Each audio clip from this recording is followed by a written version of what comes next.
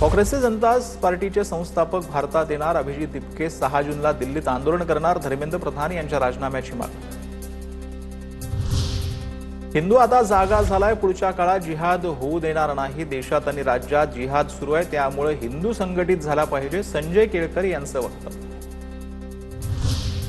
भोंदूकराच्या बनावट बँक खात्याचा तपास SIT-कडे वर्ग होण्याची शक्यता. समता पतसंस्थेच्या राहाता शाखेत खरात नॉमिनी असणारी 100 खाती, जवळपास 70 कोटींचे व्यवहार.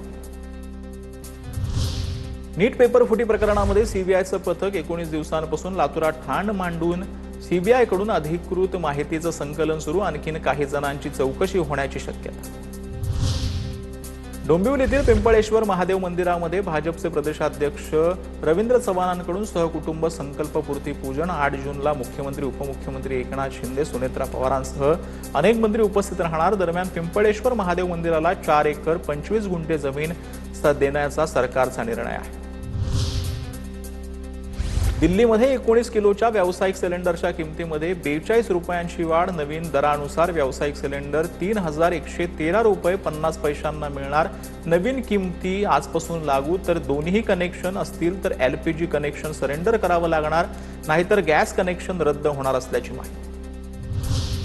कच्च्या तेलाच्या किमतीमध्ये 2% वाढ झाली. कच्च्या तेलाच्या प्रति बॅलरची किंमत आता $93 वरती. इस्रायलनं लेबनॉनवर केलेल्या हल्ल्यामुळे किमती वाढल्याचा अंदाज.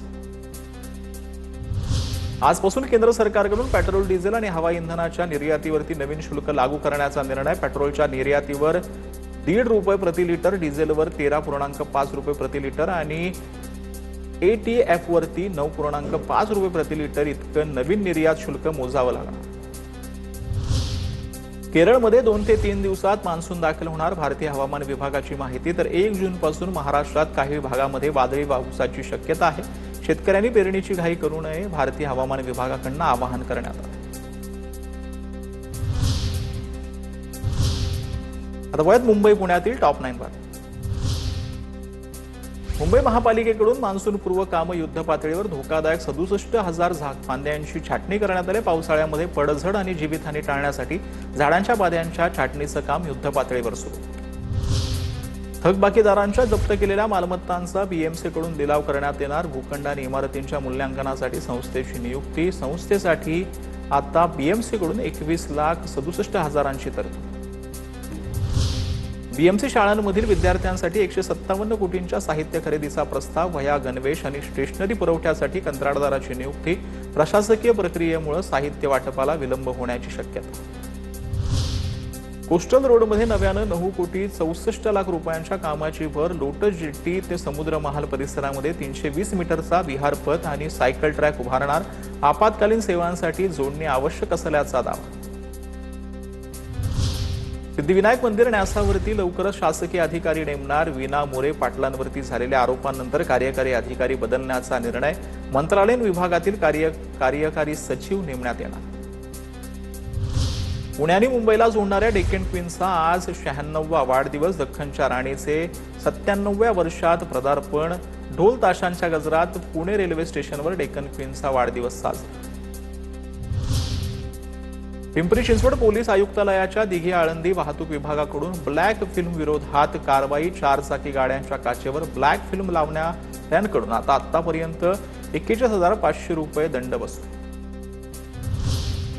उत्तर प्रदेशचे उपमुख्यमंत्री ब्रजेश पाठक यांनी मुंबई दौऱ्यावरती ते सध्या आहेत. पाठक यांच्याकडून सिद्धिविनायक ते छत्रपती शिवाजी महाराज विमानतळ टर्मिनस या ठिकाणी मेट्रोनं प्रवास करण्यात आला. ब्रजेश पाठक यांनी भुयारी मेट्रोचा आनंद घेतला. पुण्यातील रावेत गोळीबार प्रकरणातील बिश्नोई गँगच्या आरोपींना न्यायालयीन कोठडी देण्यात आली. आरोपींना लॉरेन्स बिश्नोई गँगचा शूटर म्हणणं चुकीचं आहे. अद्याप कोर्टात सिद्ध झालेलं नाही. आरोपींच्या वकिलाचा कोर्टात युक्तिवाद. आता वयात महत्वाच्या टॉप 9. डिझेल दरवाढीमुळे एसटीला 310 कोटींचं नुकसान. 2035 पर्यंत 8,000 बस इलेक्ट्रिक करण्याचा प्रयत्न. मंत्री प्रताप सरनाईक यांची माहिती. विकसित महाराष्ट्रांतर्गत एसटीचा 100% नफा ई बसेसमध्ये रूपांतरित करण्याचं उद्दिष्ट आहे. ई बसेससाठी चार्जिंग स्टेशनचं जाळं उभारा. मुख्यमंत्री देवेंद्र फडणवीस यांचे निर्देश. वाढत्या इंधन दरवाढीचा विमानसेवेला फटका बसलेला आहे. दरवाढीमुळे विमान कंपन्यांना आर्थिक तोटा झाला. इंडिगो, एअर इंडिया आणि एअर इंडिया एक्सप्रेस कंपन्यांची काही उड्डाणं रद्द करण्यात आली. दररोज 250हून अधिक देशांतर्गत उड्डाणं रद्द होत आहेत. 1 जूनपासून ऑगस्टपर्यंत विमान उड्डाणाच्या संख्येत कपात करण्यात आली. जम्मू काश्मीरमधील बारामुल्लामध्ये लष्कराला मोठी कारवाई त्यांनी केलेली आहे. पुरी सेक्टरमध्ये घुसखोरीचा प्रयत्न जवानांनी उधळून लावलाय. घुसखोरीला प्रयत्न करणाऱ्या 3 जणांना जवानांनी अटक केली. 1 जूनपासून राज्यातील प्रामुख्यानं विदर्भ, मराठवाडा, मध्य महाराष्ट्र आणि खानदेशात वादळी पावसाची शक्यता. काही ठिकाणी विजांच्या कडकडाटासह वादळी पाऊस पडण्याची शक्यता.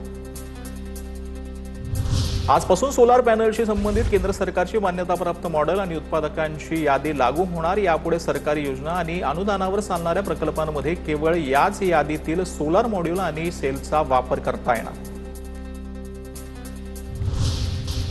रत्नागिरीमध्ये आजपासून पुढील 2 महिने मासेमारी बंद राहणार आहे. 31 जुलैपर्यंत मासेमारी बंद राहणार. शेकडो मच्छीमारी नौका बंदरात विसावल्या. उल्हासनगरच्या कॅम्प क्रमांक 3 मधील पंचमुखी परिसरामध्ये पाडकाम सुरू असताना एका इमारतीचे 2 मजले अचानक कोसळले. या दुर्घटनेमध्ये 3 जण ढिगाऱ्याखाली अडकल्याची माहिती आहे. बचाव कार्य सुरू आहे. सुदैवानं कोणतीही जीवितहानी नाही.